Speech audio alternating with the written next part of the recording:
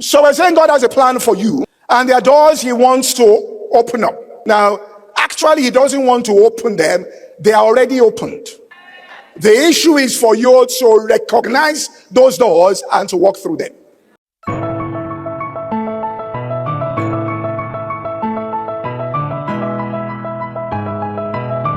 One door will change your entire life. Listen to what I'm saying here. He may have 6 doors for you on the earth. One.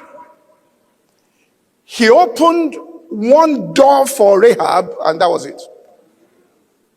Opened one door for Joseph, and he became prime minister of Egypt. One door. In a land where he was a stranger.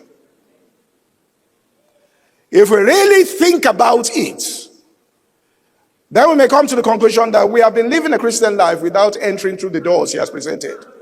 Because if you enter through one door, everybody will know. That's why Kenneth Hagin said for 12 years he pastored, but God told him, I didn't call you to pastor. You can be in service where you think that this is what I'm supposed to do, and you are doing many things, but it's not what God ordained for you to do. The great Oral Roberts said this, and we need to say, he said, listen, he was pastoring, and there his church was there. And God told him, I called you into the healing ministry. I didn't call you to do what you are doing. He told God, I don't want to participate in this. And it's not just ministry. We're going to see it. In fact, most of the doors are in the marketplace. Are you following what I'm saying? Every real scientific breakthrough, I'll play it for you here. Kenneth Copeland prophesied this in 1979. God ordained it to come through the hands of Christians. But they are just not positioned for it. Because we think that when we're in church, we're serving God. When we're in the world, we're in the world. You see directly that when you go to work every morning, you are in direct service of Jesus. Direct service of Jesus. There is no superiority when it comes to serving Jesus between those of us who say we are called into the fivefold ministry and somebody who is in the marketplace. There is no difference. When we stand before the judgment seat of Jesus, he will not reward us because he anointed us. Are you following what I'm saying? It's whether or not we did what he told us to do on the earth.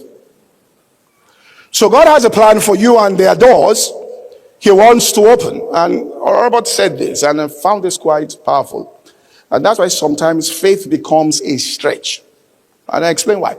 He said, when God told him, he said, look, there are many charlatans in the healing ministry. I don't want to do it. God said, go into that ministry. That's what I've called you to do. He said, look, they're charlatans. I don't want to do it. So God said, all right. He now told God, if truly you called me into this ministry, I'm going to the largest auditorium in Tulsa here. That's the auditorium. I'm not printing one flyer. If you fill this auditorium by yourself, I know you called me. He got to the place, it was packed out. When God opens a door. Look at Luke chapter 12, verse 22 to verse 32. Let's read the Message translation quickly. And you see what I'm saying here. Luke 12, 22 to 32. Message translation, please. Now, he continued this subject with his disciples and said, don't fuss about what's on the table at meal times, or if the clothes in your closet are in fashion. There is far more to your life, your inner life, than the food you put into your stomach. I'm saying God didn't build faith to meet needs. Needs can be met without faith. Are you following what I'm saying here? You are even supposed to meet your need through the work of your heart. There's more to your outer appearance than the clothes that you hang on your body. Look at the ravens, free and unfettered, not tied down to a job description, carefree in the care of God. And you count far more. Has anyone by fussing before the mirror ever gotten taller by so much as an inch? If fussing can't even do that, why fuss at all? Now we get into it here.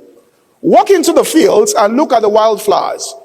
They don't fuss with their appearance, but have you ever seen color and design quite like it? The 10 best dressed men and women in the country look shabby alongside them. If God gives such attention to wildflowers, most of them never even seen. In other words, he dresses them not to be seen. Now we dress up to be seen. He dresses them and nobody will see them. Nobody will give glory because that's his nature. Don't you think he'll attend to you, take pride in you, and do his best for you? What I'm trying to do here is to get you to relax.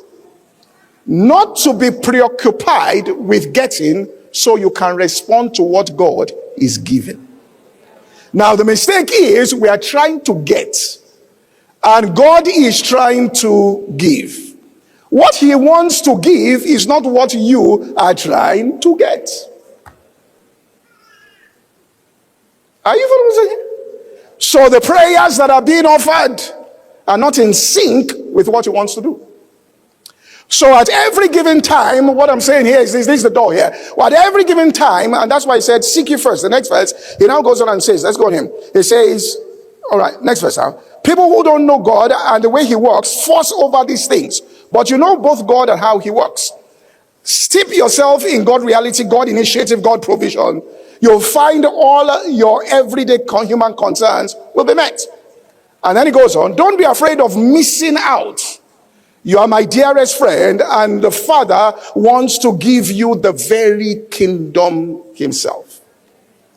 So he has a plan right on his heart that he wants to give. And he's saying, look, the starting point here is I want you to come up and to respond to what I want to get across. Which means in this generation, there are things he wants to do. And his eyes are going to and fro the entire earth. Which means it's difficult to find people.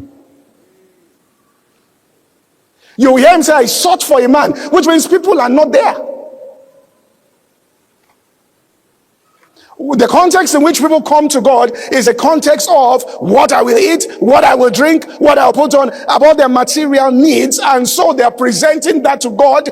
And then believe what God says, look, if you respond to what I want to do in and through you, you will have no cause to even, Jesus said, when I sent you, did you lack anything? You know, even as a pastor, you can be so concerned with your church growing that you are not doing what God wants you to do. So our faith is not meant for our needs, all right, but to recognize and respond and enter into what God is presently doing in our lives. So faith has got to be taught as what we exercise to receive, not what we need as dictated by this three-dimensional world, but rather what God himself has prepared for us.